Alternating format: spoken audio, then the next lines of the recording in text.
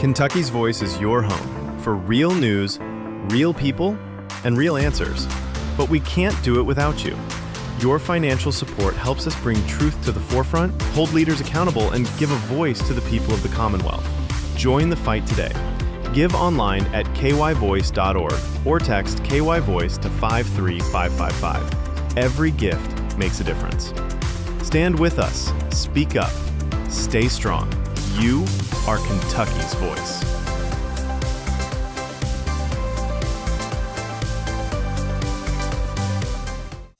Are you ready to stand for truth? Kentucky is at a crossroads, and we need voices that won't back down. This is your moment to rise, speak up, and be part of a movement that's changing the narrative in the Commonwealth. Kentucky's Voice is calling on bold citizen journalists, fearless editors, and those unafraid to speak truth in the public square. Volunteer, intern, contribute. Scan the QR code or visit kyvoice.org to join the fight. This is more than media. This is your moment. You are Kentucky's voice.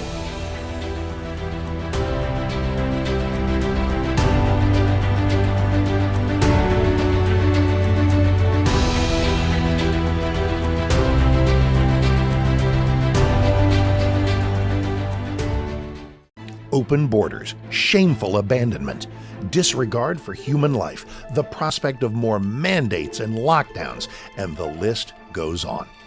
Now more than ever, we need to stick together. Voting alone is not enough. We must use our dollars to support like-minded companies that fight for our rights and beliefs. Patriot Mobile is America's only Christian conservative wireless provider who shares your values. Last year, we gave more than $500,000 to conservative causes. With your support, we'll give more than $1.5 million this year. It's time to band together and support companies that truly love America and fight for our freedoms. Will you join us?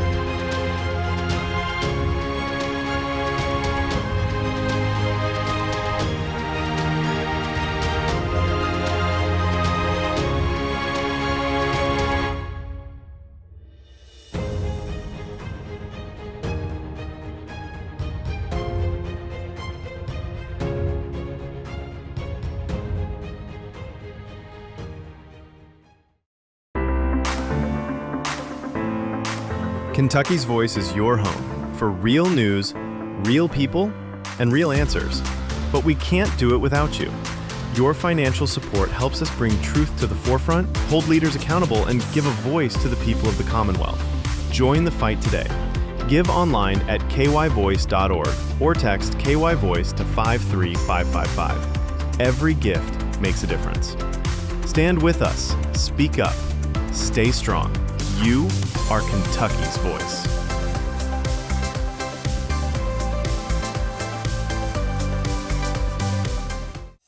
Are you ready to stand for truth? Kentucky is at a crossroads, and we need voices that won't back down. This is your moment to rise, speak up, and be part of a movement that's changing the narrative in the Commonwealth.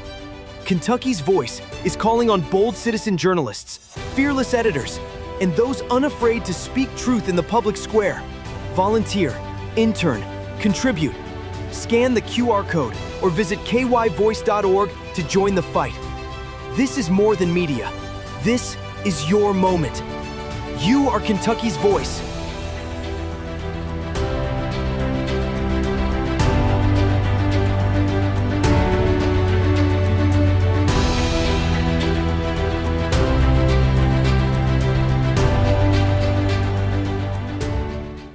Open borders, shameful abandonment, disregard for human life, the prospect of more mandates and lockdowns, and the list goes on. Now more than ever, we need to stick together. Voting alone is not enough. We must use our dollars to support like-minded companies that fight for our rights and beliefs. Patriot Mobile is America's only Christian conservative wireless provider who shares your values. Last year, we gave more than $500,000 to conservative causes. With your support, we'll give more than $1.5 million this year. It's time to band together and support companies that truly love America and fight for our freedoms. Will you join us?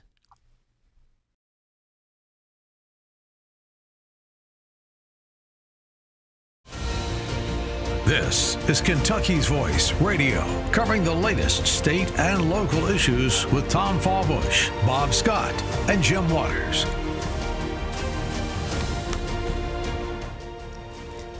And welcome, everybody, to Kentucky's Voice. I'm your host for the day, the illustrious and wonderful Andrew Cooper Ryder. And if you think I'm not illustrious and wonderful, well, I don't care about your opinion. Anyways, thank you for joining us. If you like what you're hearing today, you like hearing me talk, you can always catch my show here on 970 and on WBNA 21 called The Andrew Cooper Ryder Show. It's on Sundays at 6 p.m. and Wednesdays at 11. If you like me even more and you say, look, I really, really want to see more of Andrew Cooper Ryder, well, every Friday night at 11 o'clock, we have a Late Night on the Right. It's a late night talk show, and we cover some national topics. But this show here on Kentucky's Voice, we are focusing, of course, on Kentucky's issue. I've got a show for you playing today. I have a guest joining me today, Shannon Denniston out of Powell County. He is, of course, here talking about taxes, talking about school taxes, everything else. So we'll get to that here in a bit. But before I do, I want to remind you, we here at Kentucky's Voice, we're a nonprofit, and we're operating simply out of the goodness of our hearts to bring you the news of the day. And so if you want to help others stay informed, you want to help out what we're doing here, feel free to visit Kentucky's Voice. You can also shoot us a text message. You can text the word GIVE to 502-571-0970. Once again, text the word GIVE, G-I-V-E, to 502-571-0970. Become a donor, become a monthly donor, and support everything all of us hosts here are doing at Kentucky's Voice. You can also, if you want to join into the conversation today, you want to text in your thoughts, your feelings, everything else, We'll have that conversation. Generally, in the last segment is where I go over those text messages, but you feel free to shoot us a text at 502-571-0970. Once again, that's 502-0970. As I mentioned, today's show, we're going to have a guest talking about taxes. Now, specifically, our guest is coming out of Powell County, where they are right now in the midst of raising taxes about 15%, raising property taxes 15%. You heard that right. That is a huge percentage increase. But right here in Jefferson County, where, of course, 970 is based out of, I think it's important to hear this story because, well, Jefferson County Public Schools is having their own financial issues. As many of you are maybe aware, Jefferson County Public Schools has even formed a committee to look at raising your taxes. And a part of that may be taxes that end up being open to being recalled by the citizens of the area. Because, of course, JCPS is $188 million in the hole. They have $2.5 billion with a B in backlog maintenance repairs. They've mismanaged your money. They've spent it on all kinds of crazy things. They just lost millions in funding from the federal government on the magnet school programs because they were being racist. They were not allowing people in regardless of their skin color. They were disallowing certain people because, they were a little too white. Don't want those whiteys in the magnet schools. And so they lost some funding from the federal government due to that racist behavior. And so that is going to compound the issue even more. I mean, a few million when you're already broke, that can really affect you. And so part of that is they're going to be looking at raising taxes. They're going to be looking at doing these things. How do you fight back? How do you stop that from happening? Well, that's why we have our guest here today talking about a fight going on right here in Kentucky in Powell County to fight against those tax increases. So you want to stay with us, of course. And as always, if you want to join in the conversation, just to remind you before I get deep into this conversation here and we come back in a few seconds here with Shannon.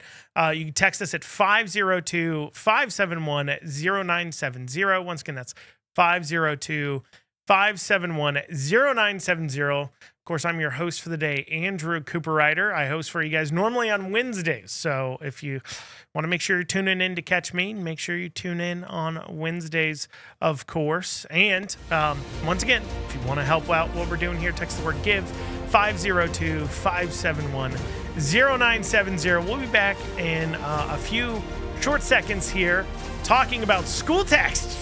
I know we're all very excited. We all love writing those property tax bills. We all like pushing it out there. So we'll have that when we come back here in a few short minutes.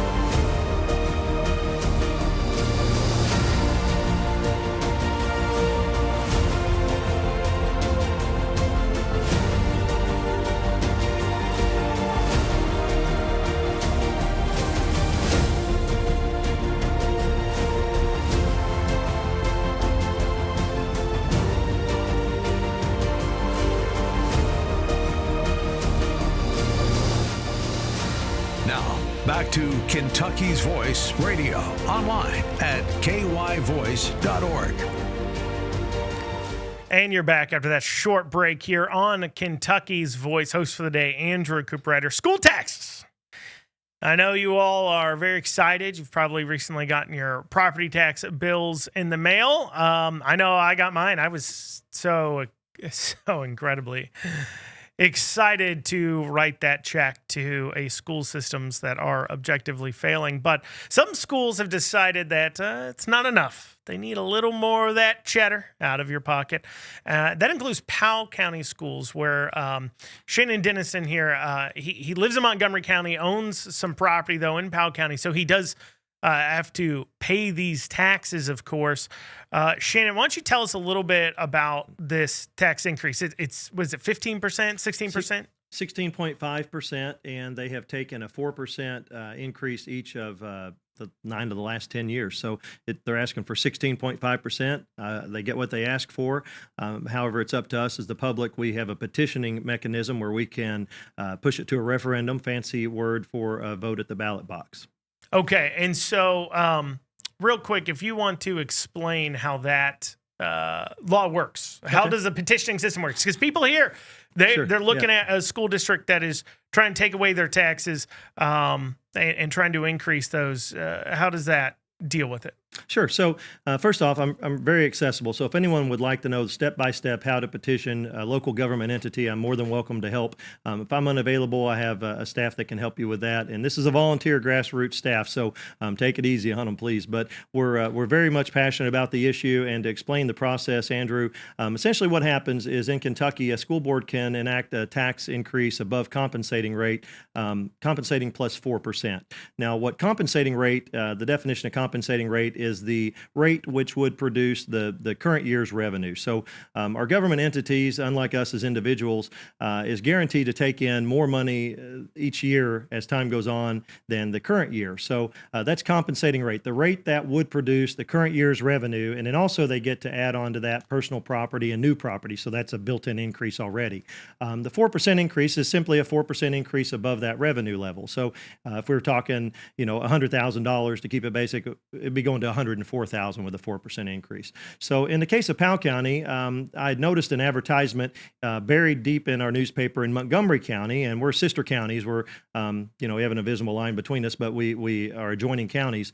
And in our Mount Sterling Advocate newspaper was this notice, a little notice about Powell County School Board raising their taxes. And when I pulled up my calculator, I come up with 16.5% in the change in revenue from the current year to what they're forecasting for next year.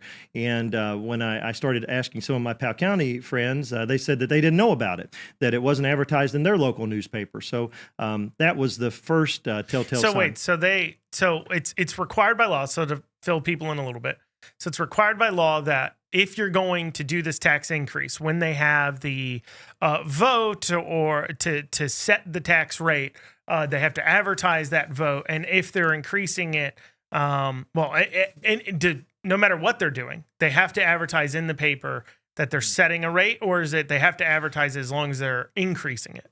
They have to advertise in the paper if they are taking above the 4%, I believe is the rule. So in this case, they did properly advertise, and even though it might not sound right, I mean, they advertised in a different newspaper, not the the newspaper in Powell County. Okay, so there was another newspaper they could have advertised in. Yes, absolutely. The That's local newspaper. more local to Powell County. Mhm. And instead, they elected to advertise in a paper that maybe covers Powell County, but also covers Montgomery County. Maybe covers Powell County. I don't think it really does a good job of covering Powell County. Do you think they did that on purpose? Absolutely. So let me explain the law, okay, and their defense here, and I want to give some grace here because the law allows them to do what they did, okay? So they didn't violate any law. They're allowed to, by law, they're actually... Yeah, but they have to, okay? Ethics side of things. Exactly. So we're big on ethics here, right? So I'm a very principled person, and people will understand with our campaign very quickly that we're running a principled campaign. So, and we'll talk about that later. But in the case of Powell County, they did exactly follow the law. They did publish it in the closest local weekly publication. Okay, so their local newspaper is called the Powell County Patriot, and it is a biweekly. So they publish every other week. They're not at the level yet where they can afford to publish weekly. So what the Powell County School Board should have done in good faith is publish it in both papers. And actually, I'm writing legislation to achieve that. So I believe in these situations where we have a small community where they don't have a weekly paper, maybe they don't even have a paper, that they should have to advertise, in the local largest weekly publication. But in the event that they do have a local publication, even if it's a single page and it comes out once a month, I believe there's an obligation there, at the very least, to advertise locally so the locals know about it. I mean, Andrew, do you subscribe to newspapers in other counties? Probably not. You probably just subscribe to your local city or county newspaper. I do, but you're a little different, though, I'm right? a little different. Right. I track news all around the state, so Sure. I do subscribe to some different papers. You're not a good example. For that. Yeah, I'm not a good example, but to your average citizen will not subscribe to very many newspapers, to your point. That's correct. So a lot of people got upset early on with the school board, and it just kind of went south from there, and now we're going north. And what I mean by north is we have gathered the correct number of signatures. So let me back up and kind of explain the process, if I will. So in the case where a school board elects to take a tax increase that exceeds the 4%, they have to publish it they have to publish it twice. Okay, so each week in our newspaper they had to publish a notification, basically a notice saying what the rate currently is, what the compensating rate is, and then what the rate is that they're applying for, or that they're going to most likely set their rate to. Typically, when they put that high rate in there, that's the rate. They've already made their minds up to take that higher rate. They may state otherwise, but every single time I've ever seen it happen, it's always been that higher rate. So always pay attention to that, and always show up to those meetings. There's a couple meetings a year you need to be showing up to at your school boards, and that's the tax hearing meetings that they advertise. So in their case, in Powell County, there were, I believe, 5,370 people who voted in the most recent presidential election. And out of that number, you have to have 10% sign a petition form, and it has to be a very specific petition form. If it doesn't have the correct parameters, they'll throw it out. So we're at that phase right now where they're validating the signatures. We collected almost double the number of signatures that were required of us to do so. I take offense to the process because I'm a property owner. My wife and I, we have 3 lots we're going to be building cabins on. We started 2 of those cabins in the Red River Gorge. Beautiful area. I proposed to my wife on top of Natural Bridge. We've been married 23 years, been together 25 years, and almost dropped the ring off the hedge when I proposed to her. It was a place that my family, we would vacation at. I got married in the Gorge. Wow, awesome. Yeah. So super special place for you too.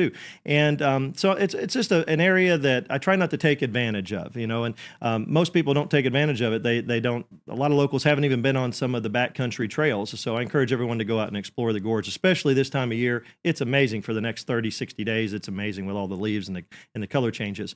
But in the case of Powell County, we needed to collect 537 signatures, and we collected just shy of 1,000. The goal that I had set for the group was 1,200, so we came very close to that, but we didn't even maximize the 45-day window that we had to collect, and we turned them in early. I know we could have exceeded the 1,200. It wouldn't have been an issue, but we had So way you more guys than we have needed. collected enough signatures. Yes, sir. You've turned them in.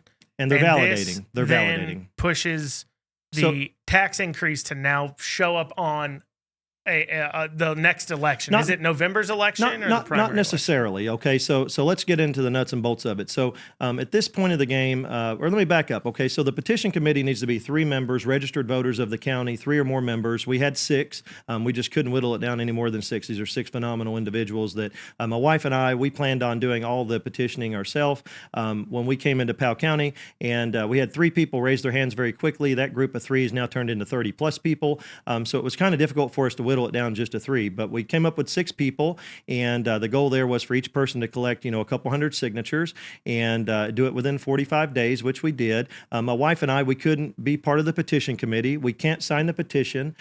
We can't even vote at the ballot box on the issue, even though we own property in Powell County. So something else I would like to see addressed legislatively is in specific issues of property tax issues where there is an election held, that property owners and registered voters of that jurisdiction should have a right, should have a voice, should have a vote. So I'd like to maybe explore that idea, and if that's something my constituents would support, then maybe we could enact legislation like that. So we have the signatures gathered. The signatures have been turned in. The county clerk of Powell County has 30 days to validate the signatures. Historically, 3 to 5% of signatures get sued off the ballot, is what they say. So we should be good. We should have more than enough number of signatures to take the next step. The next step, once the county clerk validates the proper number of signatures, the school board has 3 options. One option they've had all along. They can simply take 4% and sell off into the horizon. So they could did that before we petition. They could do it right now before the signatures are validated. They could do it after the signatures are validated. The second option they have available to them is they can host what's called a special election. The special election is going to cost taxpayers of Powell County about $35,000 up to about more than that, okay? So $35,000+ approximately to host a special election. And the special election will just be a single issue. Do you support the tax increase or not? And anyone that is a registered voter of Powell County may have a vote on that. The third option is to wait until next November of 2026, and place the question on the ballot for free at no cost to taxpayers. So they can wait till the next election. They don't necessarily have to hold it. Well, when we come back, we'll go ahead and start digging into some of what the school has said to kind of fight back against what's going on. Obviously, they feel like they need the money. Do they need the money? We'll discuss that as well. Does the school need the money? What are they doing to fight back? And just, what do we think is going to happen here? Like I said, very important for Jefferson County residents to hear about, as your school district is right now having conversations about how to raise your taxes. We'll be back in a few short minutes. Are you ready to stand for truth? Kentucky is at a crossroads, and we need voices that won't back down. This is your moment to rise, speak up, and be part of a movement that's changing the narrative in the Commonwealth. Kentucky's Voice is calling on bold citizen journalists, fearless senators, and those unafraid to speak truth in the public square. Volunteer, intern, contribute. Scan the QR code or visit kyvoice.org to join the fight. This is more than media. This is your moment. You are Kentucky's voice.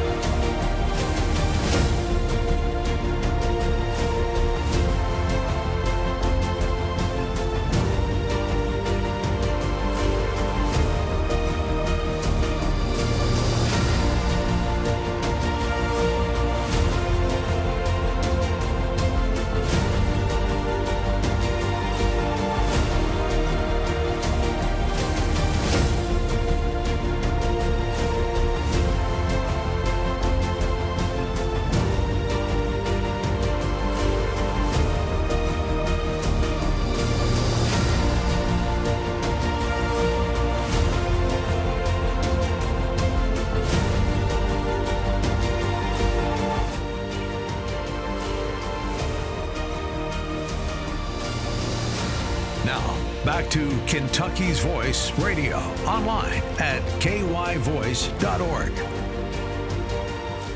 And you're back on Kentucky's Voice. Your host for the day, Andrew Cooperrider, joined by Shannon Denniston. He's here today talking about school tax increases, specifically what happens when a school district decides they want to jack up those taxes almost 16%, or right at 16%, as what's happening in Powell County, Kentucky right now. An important thing for everybody to hear about here in Kentucky because, well, especially if you live in Jefferson County, where I know, obviously, the radio's live here and you all are watching on TV. Your school district right now is having committee hearings on raising your taxes. So before the break, we discussed just kind of the mechanics of this tax increase, how you pull it onto the ballot, everything else. Now I'd like to dig into why does the school need another 15% increase in taxes? That's a pretty massive increase.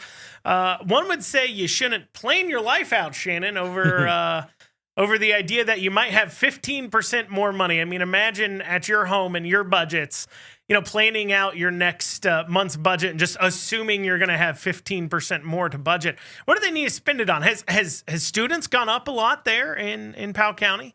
No, they haven't. So actually, the student enrollment has declined by approximately 20%. So it went down. It went down. So they went from 2,500 down to 2,000 students. It's went down that much? 20% over what 10 amount of years. time? In 10 years. They're losing about 3 to 5% per year. Holy cow.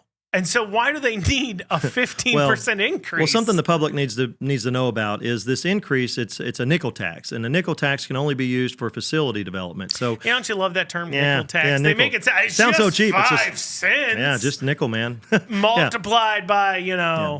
Well, it's tens of millions of dollars, folks. So thousands, hundreds of thousands of dollars of value, and it's a nickel per every 100. So, per every 100,000, what is that? Another $50? I don't know. It represents tens of millions of dollars. I know that much at the end of the day, because once it goes on there, it's on there forever. They've already had 2 nickels, and this will be their 3rd nickel if they get it, if we allow them to get it. And they're not going to get it. We're going to stop them at the ballot box unless they choose to take the 4%, which, I hate to even say. I disagree that they should even get 4%. I mean, the public has done its work. The burden was on us to go out and gather the signatures. I would like to see the state law say that if the 10% threshold's reached, that they are limited to no increase. I think that would be reasonable. I also think it would be reasonable that if maybe we can get 20% threshold, that maybe they have to take a lower rate, and maybe if we get a 30% threshold, maybe we can change the rate to whatever the people want to change it to.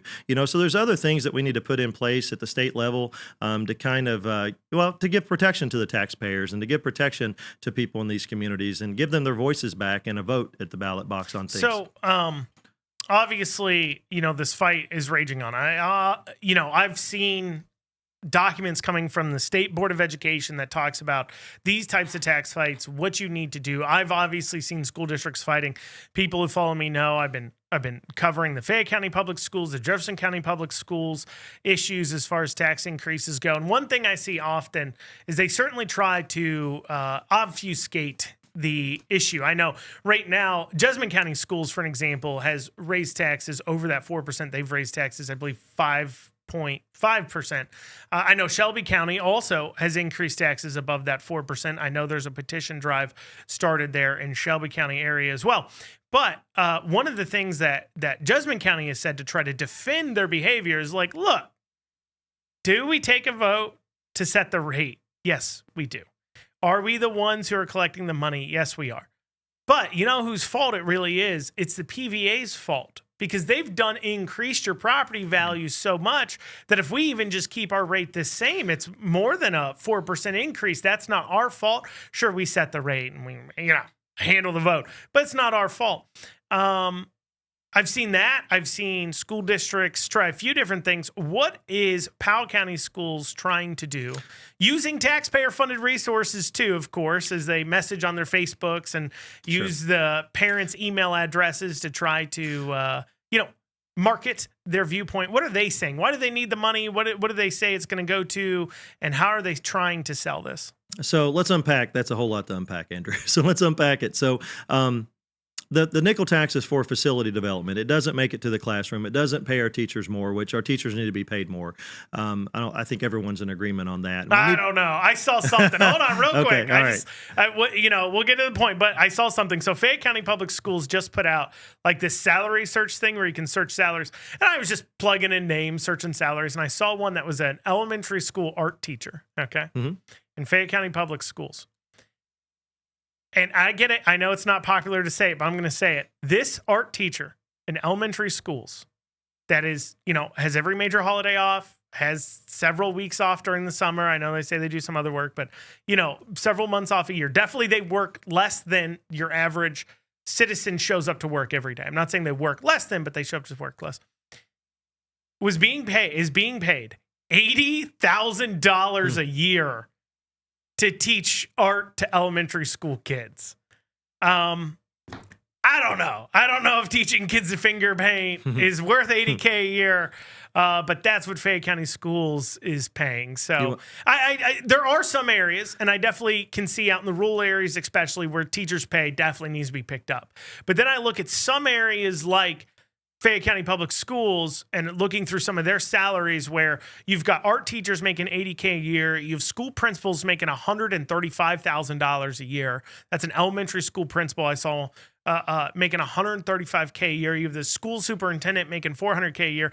I just feel like the average Kentucky citizen isn't making that much. I mean, the average citizen who, objectively speaking, is working more, showing up to factories or even in office spaces and everything else, working probably more than 40 hours a week, isn't making, 52 weeks a year, isn't making $80K a year. So if that even with a college degree. But anyways, I'll let you. If that makes your blood boil, you're going to love this one. So I found a school in Kentucky where taxpayers are spending $71,000 per year per pupil in educational costs. $71,000 per pupil. We have families, a lot of families here in Kentucky that don't make anywhere near $70,000 a year. In my county of Montgomery, we spend around $13,000 per year to educate a pupil. And in Powell County, they're at $17,000. So something back to the student enrollment, the law never took into consideration our compensating rate rule law, which is KRS 132.010. It didn't take into account what happens in the event of declining student enrollment. So I've coined the phrase flaw in the law, hashtag flaw in the law. And I talk a lot about it because what happens, in the case of Powell County with declining student enrollment, they go from 2,000 students down to 1,000 students. Well, the $17,000 goes to $34,000 per pupil. So do you think it's fair that we spend $34,000 to educate one child in a government school system? I don't. I just don't. I think it's crazy. It's insane that we're spending that kind of money on education. It just sounds like you hate kids. No, it's nothing about that, right? So in China, China spends $5,000. The country of China spends $5,000. In our country, we spend $20,000. Nationwide is the average to educate a child. That's a huge discrepancy. $20,000 to $5,000. What's their quality of education compared to our quality of education? We need to be looking into these things. I know that you can homeschool in Kentucky for an average of $1,500 per year. And I know that you can send your child to a non-government school like we did starting out with our children for around $3,000 to $4,000 per year. I mean, even take Fayette County, they spend 26 or 20 something thousand per student. And I send my son to private school. It's a normal 5-day a week, normal school day. They have athletic facilities. They've got 2 gyms. They've got a baseball field, a football field. The only thing they don't have that other school districts, that a normal public school district would have, would be buses. And the tuition there is $13,000 a year. And that's $7,000, $8,000, $9,000, $10,000 less than what Fayette County Public Schools is spending. When we come back, we'll keep talking about this here because I do want to hear what the school is actually trying to say to excuse, so they've lost over the last 10 years, they've lost 20% enrollment, but they now need to increase property taxes 15%, they say, because it just costs too darn much to educate these kids. If you want to join into the conversation, shoot us over a text 502-571-0970. I'll read those off in the fourth segment. That's 502-571-0970. Text in your comments. your concerns, your compliments. I like those. Once again, that's 502-571-0970. We'll be back in a few short minutes to continue the conversation.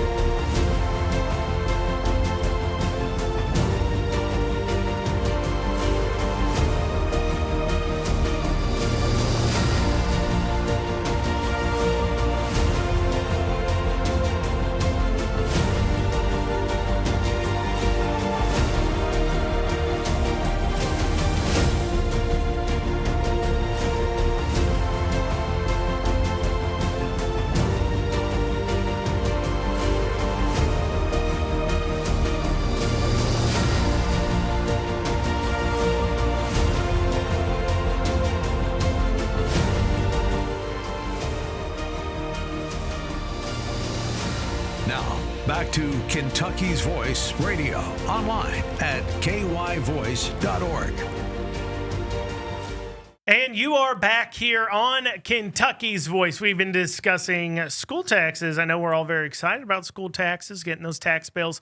And as we speak right now, we have school districts all around the state increasing those taxes. You have some school districts like Jefferson County Public Schools that literally has formed a committee to figure out how to get a little more of that sweet private cheese, that sweet dollar bills out of the pockets of the citizens of the counties, and also some people who don't live there but just happen to have made the unfortunate mistake of owning property or working in these areas. As there's many different ways to tax. You have the payroll taxes that schools levy, property taxes, and one school district, Powell County Schools, that, as we learned in the last segment, has lost 20% of their student body over the last 10 years, is currently trying to increase property taxes 16%.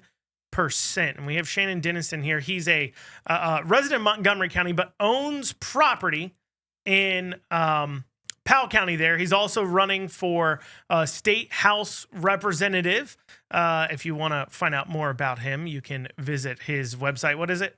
Denniston4ky.com, and that's FOR. Denniston, FOR, and Denniston is DENNISTON, the number or the word for, and then KY. Denniston. Denniston4ky.com. KY.com. Okay. And if you want to donate, just throw the word donate in front of that. Donate.Denniston4ky.com. Got it. If you wanna give your money to him, if you want to fuel up this campaign, you can make an investment to put somebody in office that will fight back against schools raising your taxes, something that affects all of us. And so we've been talking about this Powell County school tax. Now, you aren't just a talker; you're an active person. Yes, sir. And you've gotten involved there. You've helped organize the citizens in order to put this petition on the ballot. You've gotten enough signatures. It's now up to the school to decide what to do. But obviously, in this, they have been, of course, trying to fight back. Oh yeah. What is some of the talking points you've heard out of the schools? Yeah, so the school they have done a smear campaign against me, defamation. It's defamation of my character at this point. You can go to their social media page on Facebook, Powell County Schools. I encourage everyone to go there, and you'll quickly notice that the comment section is turned off on all of their posts now. That's always a good sign. Yeah, that's always great. Whenever right? government has turned off the comments, they are definitely up to very good things. They definitely are transparent people when the comments are left off. Those are the kind of people that love public debate and feedback. I know. Yeah. I when I really, really want to hear from people, I also turn off the comments on my social media pages. Yeah.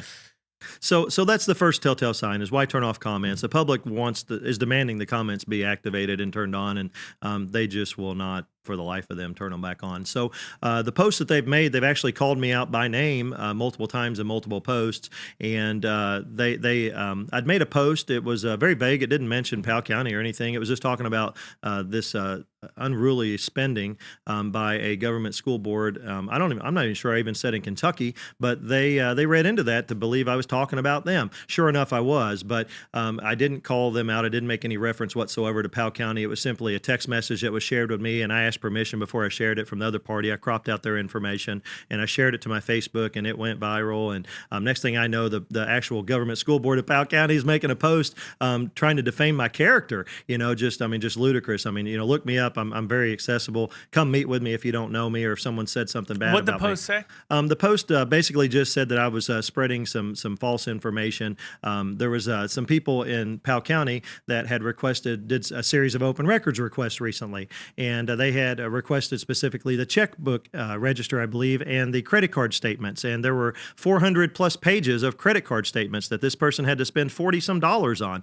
Why isn't that information in a PDF that's on a website somewhere for the public to dig into and ask questions? So the school board got really upset that the public, I assume for the first time in the history of Powell County school system, ever asked to see the credit card statements. Most people, when they do an open records request, it's very specific and limited, but this one was very in-depth, and it requested those statements. So when you start going through the statements and you see expenditures going to, say, for instance, Topgolf, a restaurant, a bar with golf, that a school board is spending money on that, you can't help but to raise your eyebrows. Do they have a golf team? I'm not sure if they have a golf team. I would like to think they have a golf team, but why would you go to Topgolf? It's not that common.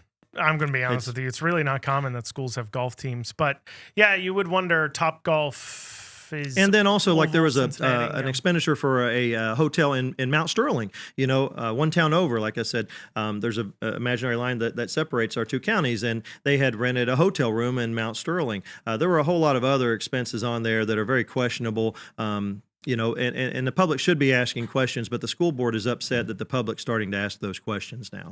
And so their way of defending that was to say, what, you don't know what you're talking about? This guy's crazy. Yeah, and I didn't even do the records request. I haven't even seen all the data. I've just, have some people that have seen the data that have kind of been feeding me some information, and it's quite alarming. I probably should be talking more about it, but I was asked, to let them handle that. That's their county, of Powell County. But I do feel like I'm a stakeholder. I own 3 parcels of land there. Don't make any money in Powell County from the real estate I own there, which was another rumor that got started, that, we own half the town in Powell County, and we have 3 lots that we're going to build cabins on one day. We've started 2 of those. So when it comes to, as far as their excuse, though, for the increase, Sure. Surely citizens have asked, well, wait, if your student body has fallen by 20% over the last 10 years, why would you need more money? Because even if just funding stayed the same, you would have more money per student. That's how math works. A lot more. But yet you need an increase. You have increased it too over those 10 years. As it's fallen, you've increased taxes over that time frame, and now you're adding on another 15%. 16%? What are they saying they need the money for? They're saying they need $52 million, I believe is the number, for new athletic facilities. So specifically a football field and a indoor practice arena. Is the football field covered in gold? It's a grass football field seems right now, and they claim that it needs some repairs. And my wife and I had offered to repair the football field and any fields, track, or whatever they need repaired, using our own resources at no cost to taxpayers, no cost to the school system. Our request fell on deaf ears. We also offered a full ride scholarship. I'm a real estate brokerage owner. I'm a broker here in Kentucky with agents in our brokerage, and I mentor those agents and teach them real estate. So that's what I do today. in one of my businesses there, and So we I offered just- the scholarship, and they even declined the scholarship. And you don't even have to work for my company. It was just a mentorship program, a scholarship program to help you get a real estate license. So real quick though, talking about those Sure. athletic facilities. So they say they need $52 million for that, right? This was just in the back of my brain, so I just Googled it real quick to check. So JCPS, this is an article from May 8th, okay? Mhm. JCPS, that's Jefferson County Public Schools, delays $32 million athletics upgrade plan for 6 high schools. So JCPS was, and they're not the bastion of fiscal responsibility. I mean, $188 million deficit. They were spending $32 million for 6 high schools. And Powell County wants to spend $52 million on 1 high school athletic facility. That's my understanding. Now, it might be for their other schools. They're building a new school right now, an elementary Do school. they have 6 like middle schools, high schools that have like full-fledged No. football So- fields? So the football field is at the high school in Powell County, and it is a grass field, and it's not in that bad of condition from what I can tell. Now, I'm not a football player. I don't play on it. The football team says that it needs repairs. They said that there's holes in it where they could break an ankle. So I proposed actually at one of the meetings to fix that. I said, let's go fix it tonight. And I was serious about it. I mean, I was willing to go over there and take some pictures and video footage and start putting together a game plan. Like I said, at no cost to the local school system or taxpayers. We were just going to fix the problem and move through it. That's what we do all day. We fix stuff. We fix problems as housing provider and a brokerage owner. We fix people's problems, and that's the approach I want to take to government. So they turned you down there. Now I saw a video where they got kind of feisty with They the got very state house feisty. rep that is running. He's running right now for the 6th congressional district. That was no. Bill Wesley. They were getting. I saw this video where Bill Wesley, state house representative Bill Wesley, they were somehow trying to blame the state legislature, was what I got. I didn't see the whole exchange, but they were trying to blame the state legislature for not giving them enough money.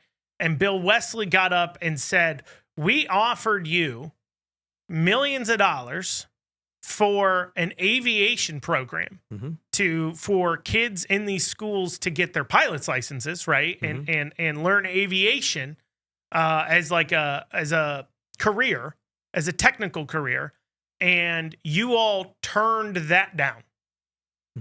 So it doesn't, outside looking in, you talk about the amount of money, they're turning down your offer to fix the fields. They're turning down Bill Wesley's offer from the state to pay for an aviation program.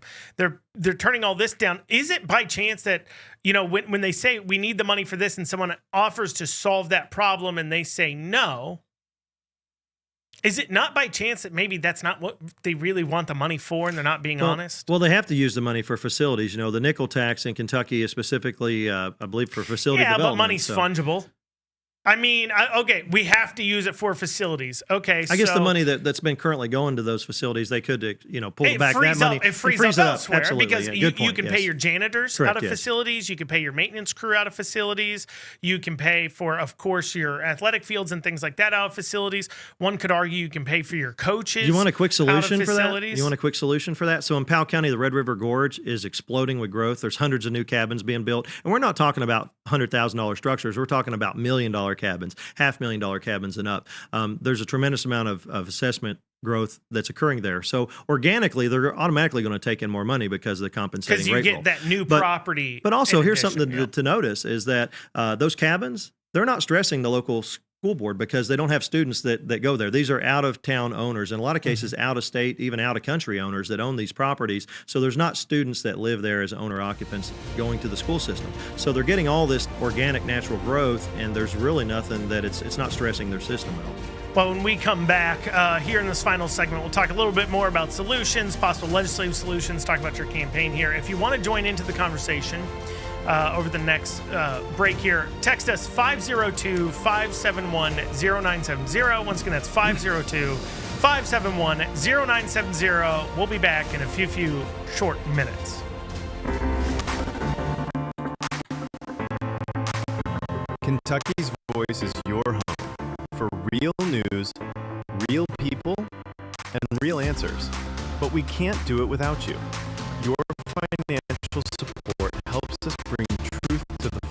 front, hold leaders accountable, and give a voice to the people of the Commonwealth. Join the fight today. Give online at kyvoice.org or text KYVoice to 53555. Every gift makes a difference. Stand with us. Speak up. Stay strong. You are Kentucky's voice.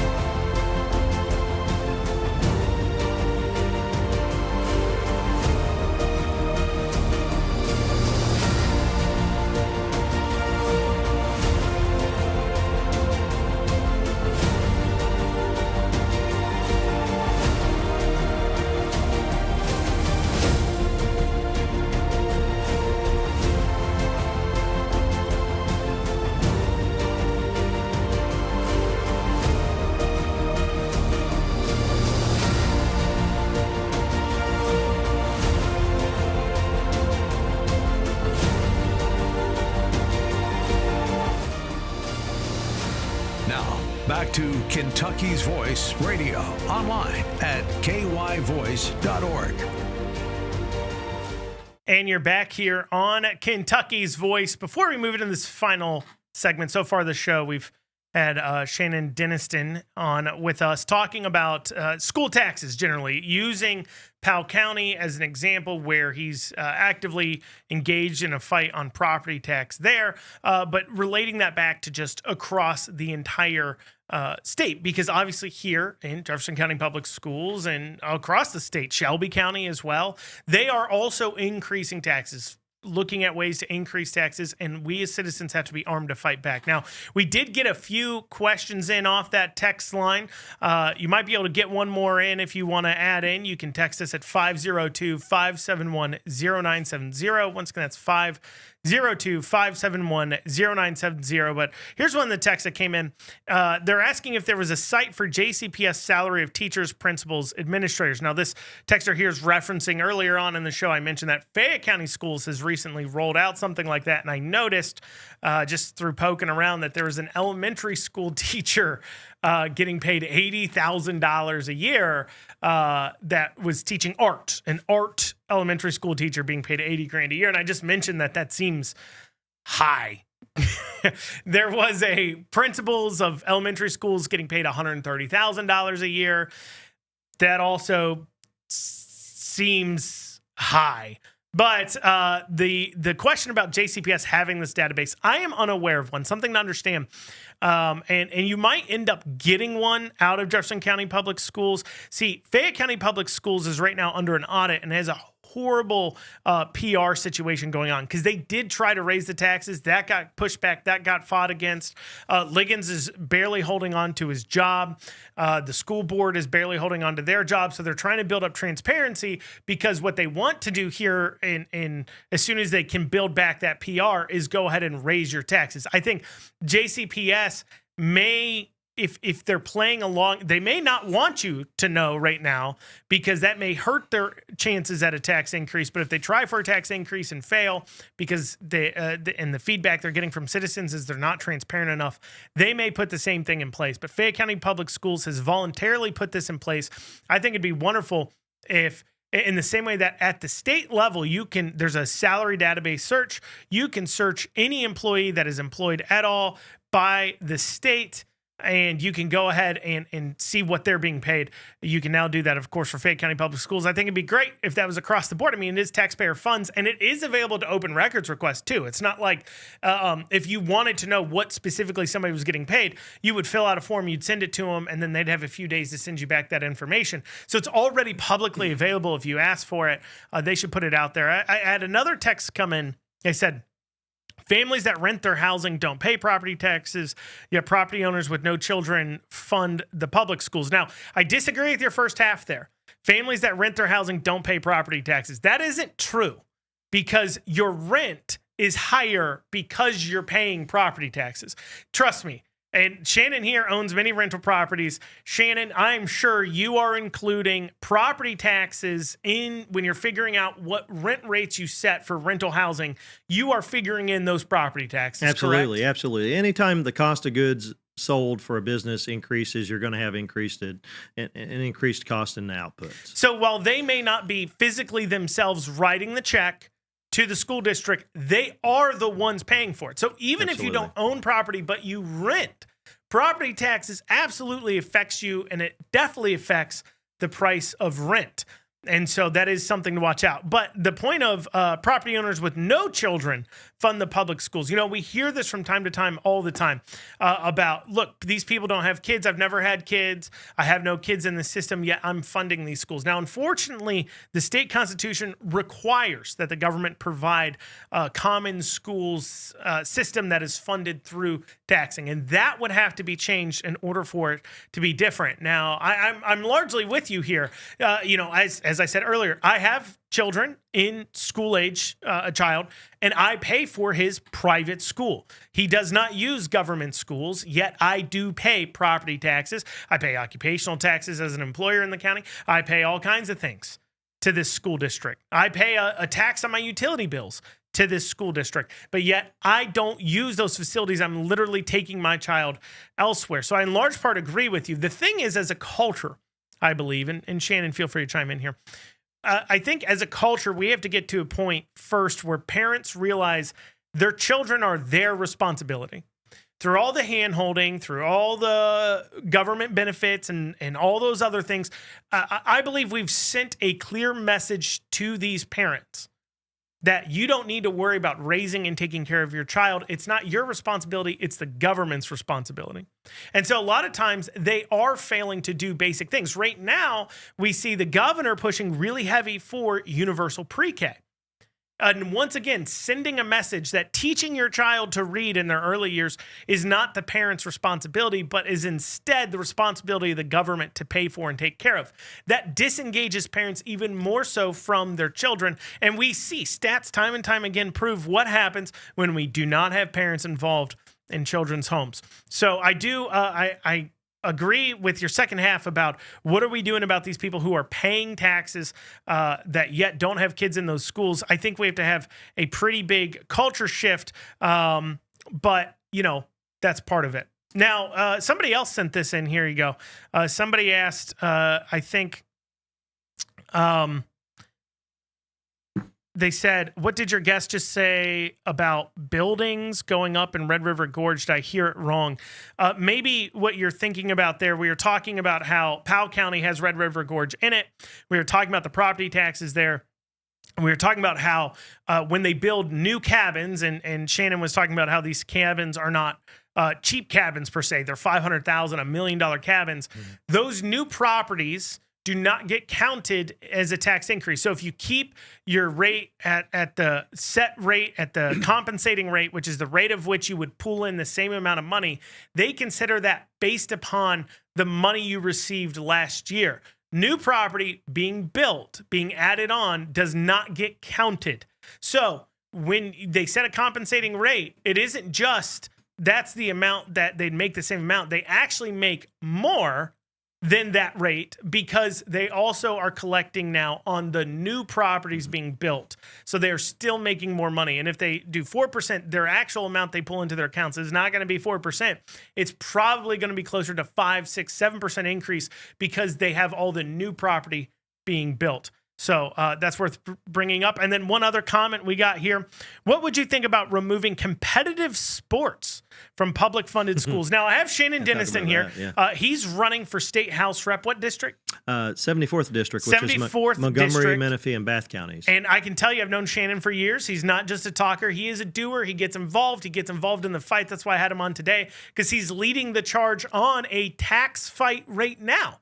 So that is worth mentioning as you're looking at who do you support, who do you want to help out in campaigns, do you want to donate money or not, looking at who's been in the fight already. Shannon has been in the fight already. That's why he's definitely somebody that is worth looking at if you're looking for people to support. And also, he's talking about policies that affect everyone, including you all here that are listening that are in other counties, because he's talking about learning from dealing with a school district on this tax increase, what laws need to be changed at the state level so everybody across the board can be protected from predatory tax increases. That's what I'll call them, predatory that's tax great. increases. That's a great term, yes. You can have that one. That one's free. I won't charge you Great, for it. thanks. So to the question, though, what would you think about removing competitive sports from public funded schools? What do you think about that? So here's my plan with that. Let's put Parks and Recreation in charge of all athletic facilities, okay? Right now, if you have children that maybe go to a non-government school, maybe you homeschool those children, it's borderline illegal for them to use the facilities at the government school. They don't have to allow them, yeah. So they don't have to allow them. So even if you wanted to go pass, a football around on that multi-million-dollar football field, you're banned from doing so. Even though you paid for it. Even though you paid for it, and something else to bring up is, did you voluntarily give this money to the government, or did they take it from you? In a lot of cases, they're taking it, right? At any point in time, anyone, the opposition here says we need more government, you can donate more money to your local school board at any time. You can pull out your checkbook, write a check, mail it into them. They'll accept it. They'll have a smile on their face. It'll probably be the first one that they ever cash. But it's something you can do right now. You don't have to force your friends, coworkers, and neighbors, to fund government at a higher level. If you as an individual want to fund your government at a higher level, you can do it right now without forcing anyone else to do it. So part of my plan will be to at least start the discussion to potentially put Parks and Recreation over top of the athletic facilities of our government schools, so everyone in the public can benefit, because parents who maybe don't have their children in these systems are being forced to fund them. I know there's the Tim Tebow bill. It got tacked on as an amendment this last session that would allow people who don't go to public schools, kids who don't go to public schools but live in the district where otherwise they would be going to that public school, will get access and the ability to join those athletic teams. But I think what you're saying here is saying, look, is there a way we move it into Parks and Rec? Is there a way we move it away from these schools? Because to the point, you do already have entities in all these counties that already, like literally it's in their name, are dealing with these types of things. They take care of sports fields. They take care of complexes. They have baseball fields now they take care of for T-ball and other things. And that would open up opportunities, of course, for other people to get involved if it is detached from being a school set thing. The opportunities that it's going to open up, for instance, in Powell County, the Tourism Commission is sitting on a lot of money right now. And that money could be utilized if Parks and Recreation was over top of these athletic facilities. Right now, today, that money could be tapped into and put to good use through the Tourism Commission, because the Tourism Commission, they could, it's my understanding, build a football field, right? Well, they just bought an off-road park, didn't they? I'm not sure about the details on that. I think Powell County bought an off-road park. I think it's Hollerwood. And I think they bought it because it was I just saw something I ride dirt bikes. And I was looking at where I was going to go this last weekend, and I saw it said something about a public-private partnership. And then all the recent comments were about how horrible it's taken care of. So it makes sense that government is now running it. Sure, yeah, maybe, yeah, right, yeah. So I don't think so, yeah. I'd like to see it be private. But back to property taxes, I think that's what's on everyone's mind today. Everybody's been opening up their tax bills, and I had one gentleman call me, and he said his tax bill, his neighbor sold their home. It triggered a reassessment, I guess, on everyone on the street. His tax bill went from, I think it was $1,600 or $1,800 a year to like $6,800 a year. It went up $5,000. His valuation went from $227 to like $727 on his home. My goodness. And here in Kentucky, I mean, it's just ludicrous. So we need some better policies that protect, this predatory stuff from happening with taxpayers. So I'm leading the charge here in Kentucky to end Kentucky's property tax. We're not going to be closing schools and libraries and fire and EMS, but we will be moving that funding mechanism to a different source. And they can find out more about you at Denniston4FORKY.com. Denniston4FORKY.com. Shannon, thanks for joining us. Thank you very much. To all of you all, we'll see you back here on Kentucky's Voice tomorrow. Hope you have a great rest of your day.